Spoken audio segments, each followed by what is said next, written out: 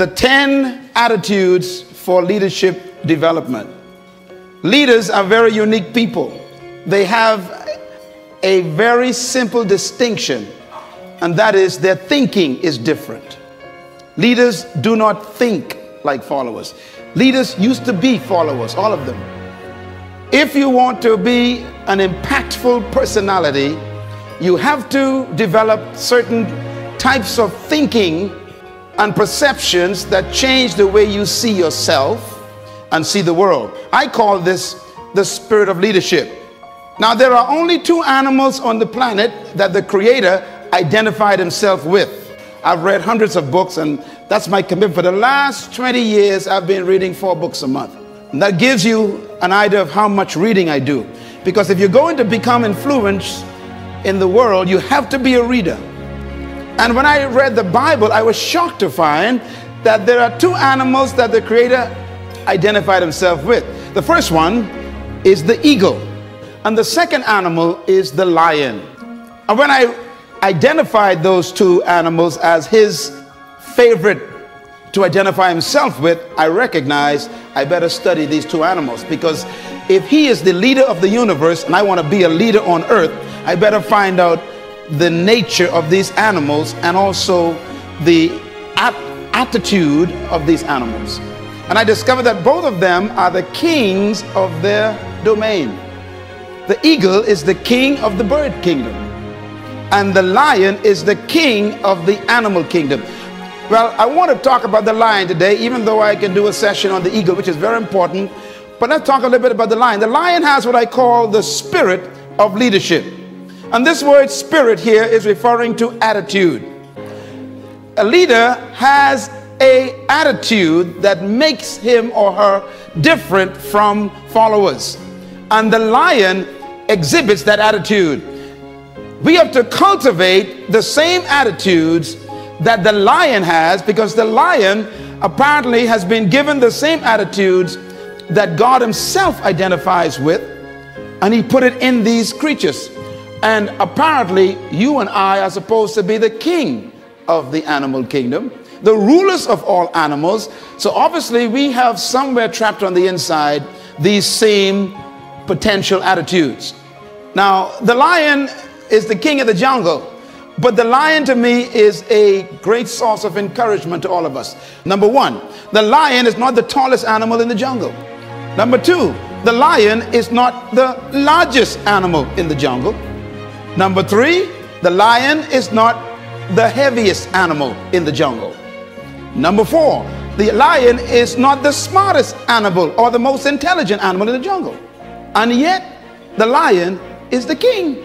You don't need to be intelligent. You don't need to be smart. You don't need to have a certain height. You don't need to have a certain weight. You don't need to have any kind of advantage. And yet you can be the leader.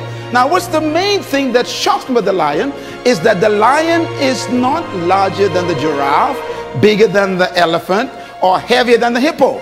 He's not as smart as the hyena or the snake. And yet, when he shows up, they all run away. The lion, therefore, cancels all of your excuses for not becoming a leader. What makes the lion so unique? An army of sheep led by a lion will always defeat an army of lions led by a sheep, because leadership can transform cowards into violent warriors.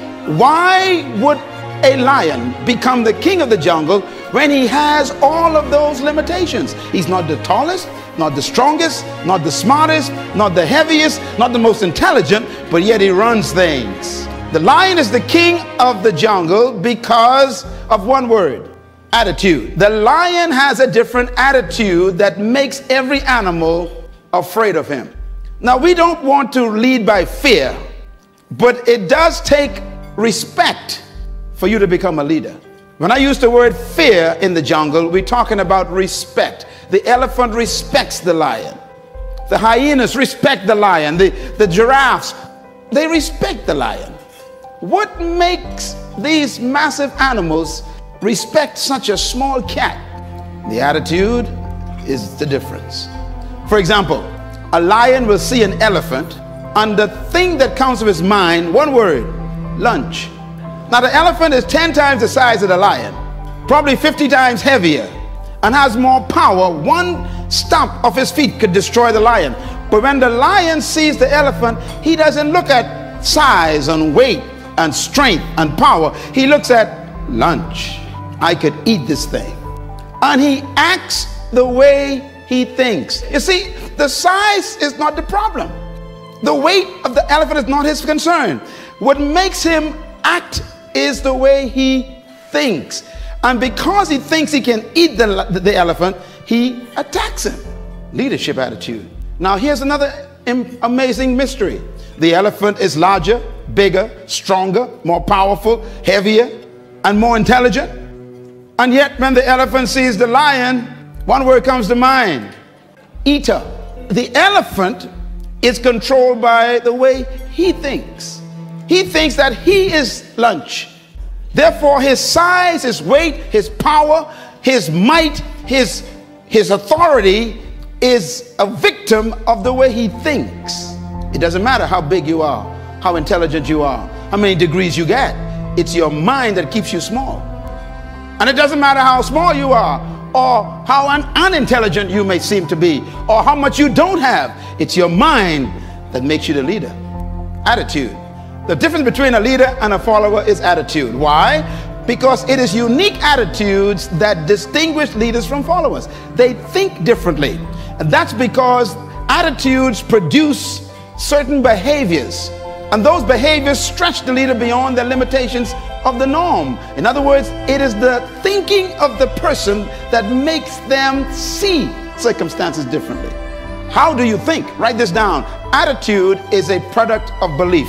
This is very important to develop your leadership. Attitude is a product of belief. You cannot have an attitude beyond your belief. So your attitude comes from your belief system. The lion is the king because of what he believes about himself and what he believes about the elephant and the giraffe. He believes that they are lunch and he believes he can eat them. His belief system controls the whole situation when they meet. I was born in a house on 4 rocks, 2 bedrooms, 11 kids, 1 mother, 1 father. 1 bedroom for my mom and dad, the other for my 7 sisters. And of course the boys had to find somewhere to sleep. I remember sleeping on a mattress on the floor. I remember sleeping one time on a mat, and that sheet never kept the mosquitoes out. All around me was poverty, but we didn't know that because everybody was poor. The only way you know you're poor is when you meet a rich person. And there I was sleeping on the floor. Wonderful family. They loved me. We loved one another. My parents loved us. We loved them. We had a great family, but we didn't have much. And every opportunity was around me to think negative. I was on the other side with alcoholics all over the place. And I remember my mother and father would tell us things to fix our belief system. They would say, you can do anything you want to do, son. And they said that when I was sleeping on the floor. They were working on my belief system. And then they taught us the Bible. Now, I don't know about you and your belief about the Bible made me what I am today. So don't you talk bad about the Bible. And if you don't believe in the Bible, that's okay. I'm doing just fine, believe me. And the Bible helped me become what I am. But it was that book that checked my thinking. Ephesians 3 verse 20. Don't you laugh at the Bible. The verse said, now unto him who is able to do exceedingly abundantly above, far beyond all you can ever ask, think, or imagine, according to the power that worketh within you.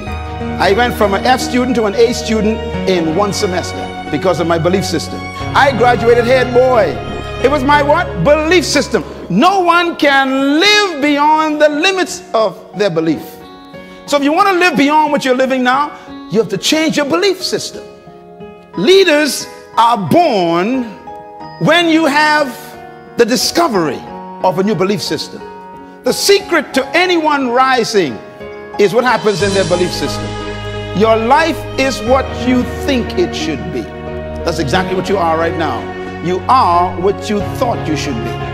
And if you don't like who you are, you got to change what you think you should be. That's how leaders are born. No amount of training in leadership skills or management methods or titles, No amount of promotion or associations with rich people or smart people can ever substitute for the right attitude.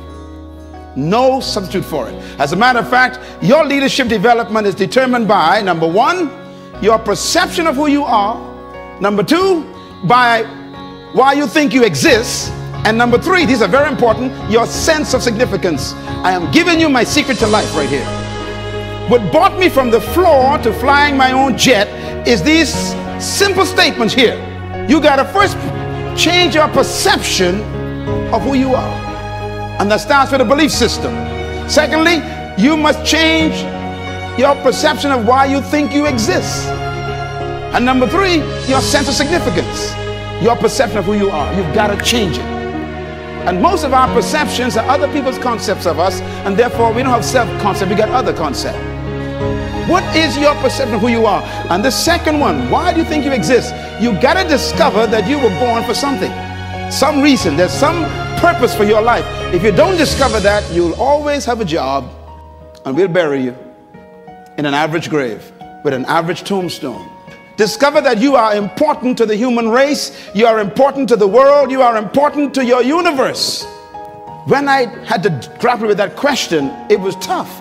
Because I've been taught by society, like you have, that you are just a social security number or some NIB number, or you're some just kind of a worker in the system.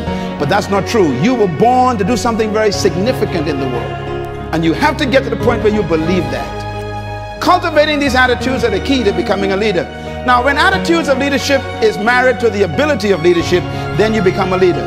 You can have potential, but if you don't have the belief, your potential becomes a victim of your present belief. Remember the elephant? The elephant has great power, but what makes him afraid of the lion is his belief system. So your mentality has to be equal to your ability for you to manifest leadership. You do have the ability, you were born with it to be a leader, but your mentality hasn't matched it yet. And that's why all of your capacity to lead is buried under your lack of belief that you can. Belief is so powerful, it can make an elephant act like a sheep in the presence of a lion. You know, normally people who are insecure, whenever they meet somebody who is confident, they always call the confident arrogant. When you discover who you are, you can't help but be confident. I don't pretend, I don't try to have confidence. If you try, that means you ain't got it. You're faking it. Confidence is a product of belief. What you believe about yourself determines the way you think about yourself, and the way you think about yourself is the way you behave. And you behave bold and confident and fearless because there's some things you discovered about you and about life that makes life change a perception. You can never fully carry out the mandate of leadership if you don't have the mentality of leadership. And that's what this session is about. It's about mentality. As a matter of fact, integrating attitude and attributes and aptitude and altitude produces leadership. That's a lot of apps there. Because each one of them is a different experience for leaders. First of all, your attitude got to be right. Then you must marry that to attributes. That means gifts you were born with. Then you got to marry that to aptitude. That means now you got to educate and train those gifts. That's why you read and study and go to school, for your aptitude to be increased. And then your altitude means you got to change the level of associations you are in. You know, it's amazing. When you change your aptitude, you normally want to change your altitude. Leaders choose their friends based on their destination. And one of the keys to developing leadership is you have to appreciate the fact that no one is responsible for your life except you. I had to take charge of my life as a teenager. And at age 13, I discovered who I was. I became a problem to the whole family. My mom used to say to me, she'd say, you are a different boy. You are a different child. But something happened to me at age 13. I discovered myself. Different was simply meaning you don't think like the rest of the kids. That's all it means. And remember, thinking is belief system being exposed. And therefore I married my attitude and my attributes, and my aptitude changed, and I began to study for a different reason. And suddenly my altitude changed. I started attracting different types of friends. And by the way, You know, an eagle, this is the other animal that God identified himself with. I studied eagles intensely. I got a whole series on eagles because you must study to understand life. And I discovered what eagles, they said eagles can fly up to 3 to 4 miles in the sky. That's almost high as some jet planes. And do you know that when an eagle is flying at top flight, they said that if an eagle meets another bird in top flight, it has to be another eagle, because they're the only birds that can fly at that altitude. So here's a thought to take back to work with you. If you keep running into pigeons and ducks and tobacco doves, you are flying too low. Do you know what a pigeon is? Eagles never flock. You only find them one at a time. So if you keep attracting a gang of people around you at work, everybody want to bring gossip to you, you know, cackling, duck, you are in bad company. That's why I really want you to give yourself a big hand today, because to come here, you must be an eagle. You left the pigeons back at the office. Well, why are you going down there? Who do you think they are? They can't teach you nothing. Hey, that's a chicken talking. And they only fly when they're frightened. If you're going to be a leader, you got to be careful who you fly with. People who criticize got time for it. And that's why I ignore them. I ignore my critics because they got time for it. I'm too busy. I'm too busy succeeding. I'm giving them something to criticize. The greatest revenge in life, they say, is success. It's not ability, it's mentality that makes a leader. And that hippopotamus has power. They got ability, strength, size. They got might. They got ability. What they lack is mentality. The lion got a different mentality, so he eats them for lunch. What you think is more important than what you do. And so if you want to change, you got to work on this attitude bit. There's my conference people again. Here's my philosophy. My philosophy is this: trapped in every follower is a hidden leader. Trapped in every follower is a hidden leader. Therefore, the goal of true leadership is to release the hidden leader in the followers.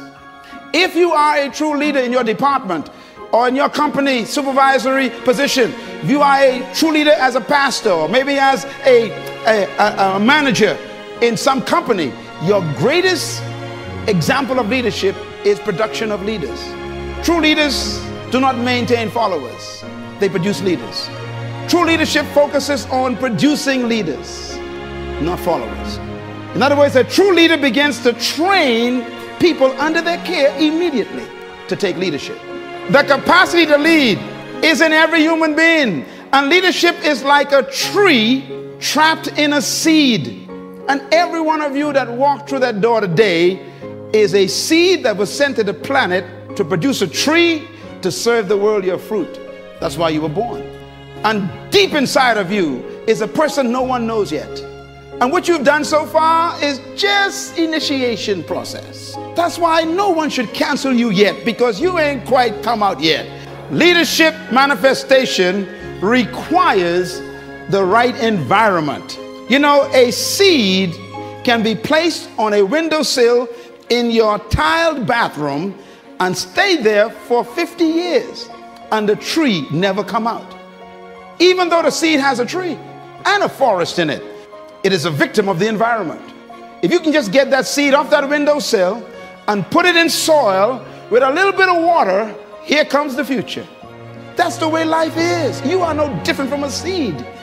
I got stacks of CDs that I buy, you know, Les Brown and Tim Reb and all the others, and I put them in my car. And when I'm driving, every time I sit in my car, I'm feeding my seed constantly. Even the music you listen to, got to be careful. It can be poison to your germination of your seed. The next time someone says they want to get to know you, ask them, are you fertilizer or rock? There are some folks in your life right now who are very toxic. They will pollute your seed. You'll never come out. Have you noticed that people who ain't going nowhere want you to go with them? Folks who ain't doing nothing in life want you to do it with them. This is why you got to break away from your best friends sometime to become better. You outgrow people, so know when to leave. If they keep asking you questions, it's time to go. Be with people who you can ask questions. That's how you grow. True attitude is manifested in attitude. And what I mean by that is when you discover leadership, it comes out in your attitude. An attitude must be a product of your belief system. Everybody in here have attitude. Everybody. What's about the leadership attitude? There are two types of concepts. The first one is the leadership spirit and the spirit of leadership. Two different concepts. The leadership spirit is what you were born with. Your ability, you never receive it, you came with it. But your ability that you were born with is trapped by the mentality that they gave you from your culture. This is why to be great, you got to divorce yourself from your traditions and your culture. Because convention makes no room for creativity. It doesn't allow you to believe beyond the norm. Matter of fact, they want you to fit in, not stand out. So society is all worked out, it's all designed for you to behave yourself. You're trained to limit yourself.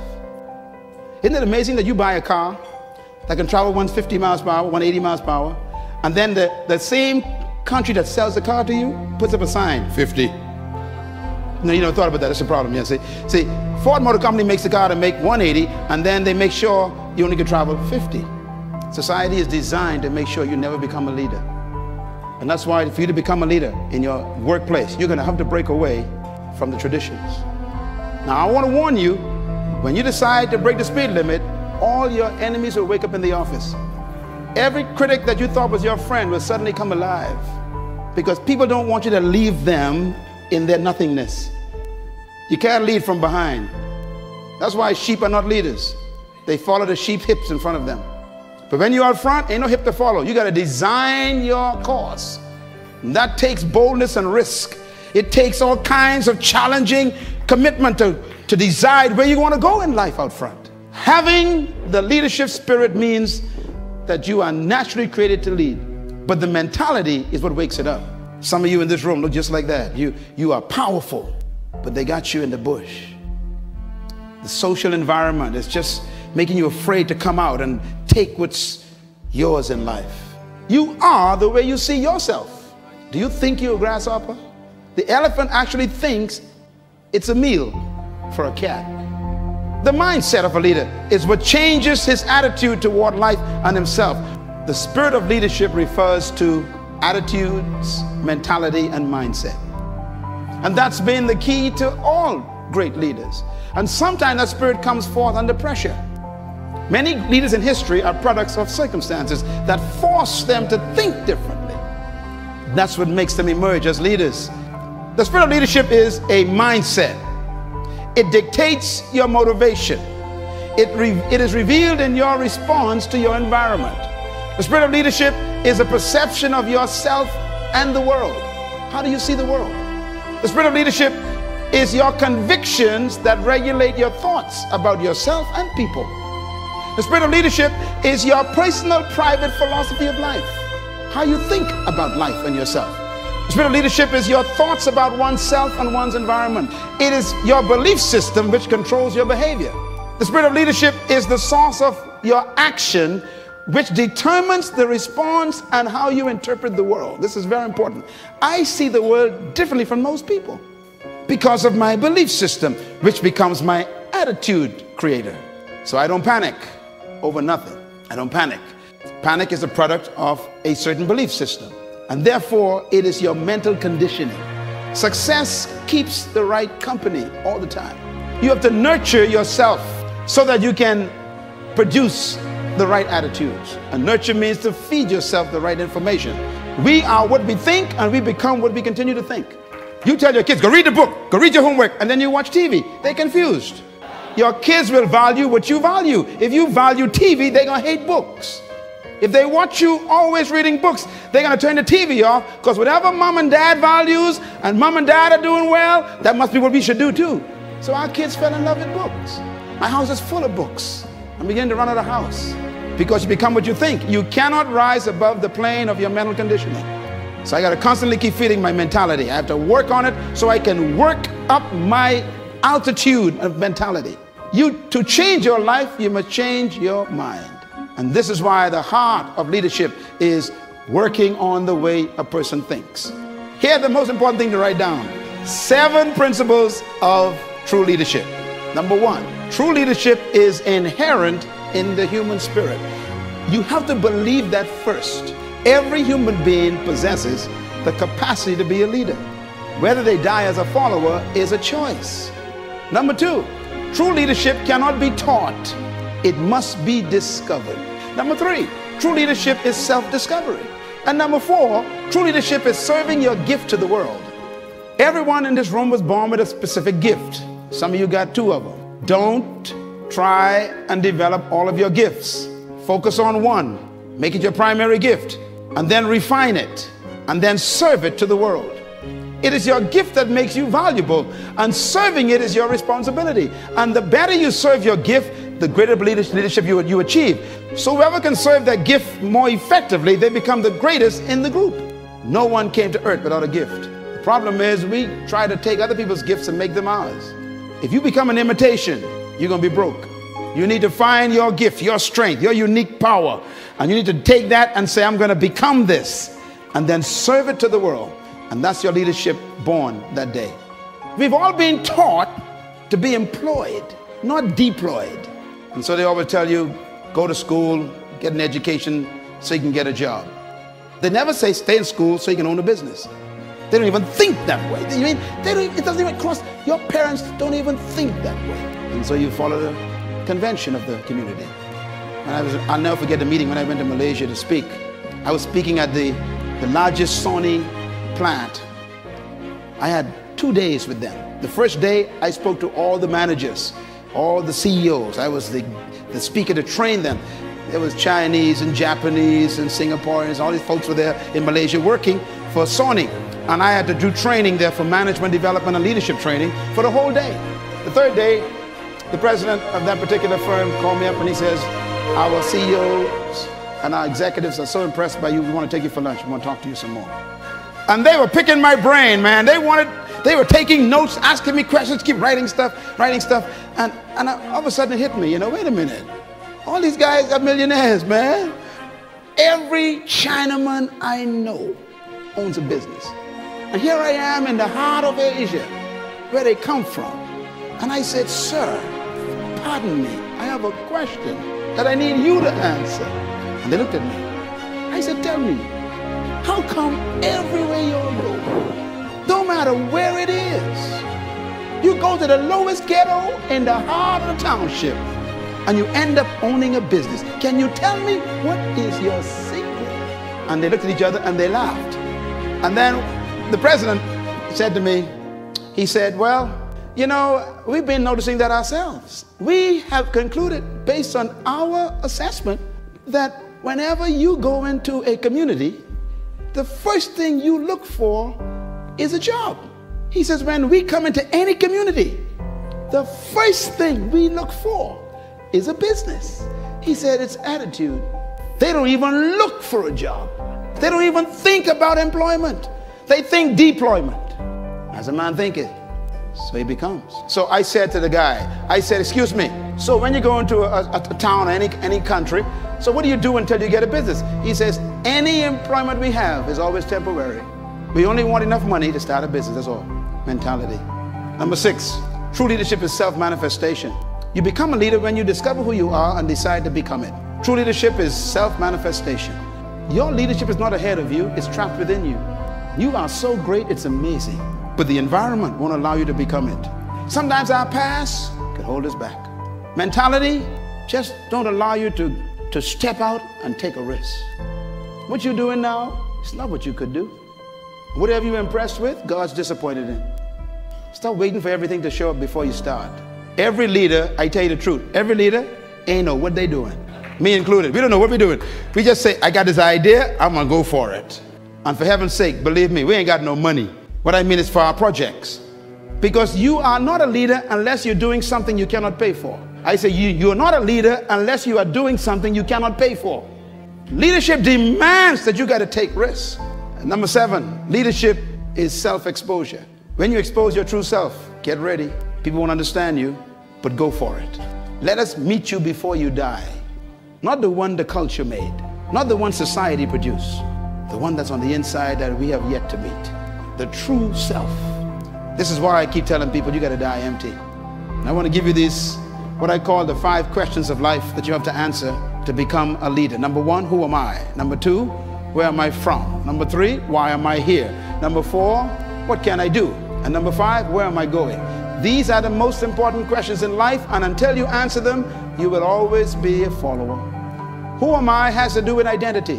You got to discover who you are apart from 6.7 billion people. Number 2, where am I from has to do with your heritage. And I'm not talking about your ethnicity, because your ethnic heritage is so confusing. Don't try to find yourself by going back in your ethnicity. You'll never find out where you're from. Why am I here is a question of purpose. You got to discover why you were sent to the planet. Where am I going is a question of destiny. And what can I do is a question of potential. And therefore, when you discover these answers, you've discovered your leadership. I know who I am. I didn't always, but I found out who I was. And secondly, I know where I came from. And I didn't come from the Bahamas. I didn't come from Africa, because both of them are limiting.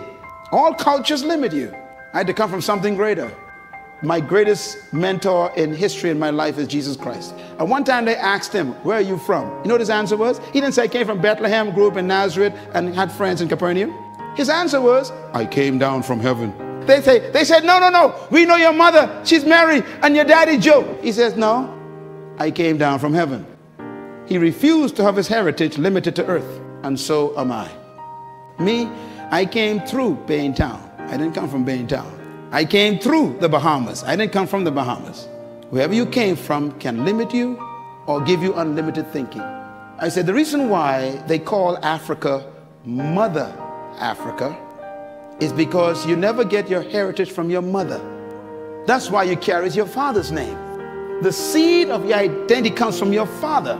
I came down from my father through the mother. That makes me limitless. I'm just like my daddy. All things are possible with my father. True leadership is not a method nor a technique. True leadership is an attitude. When I discovered that I came out of God, not out of the Bahamas, suddenly the Bahamas became too small for me. So today we have effects in 90 countries right from this island, because the mentality that was developed here goes beyond this entire region. Don't let where you came from physically trap you.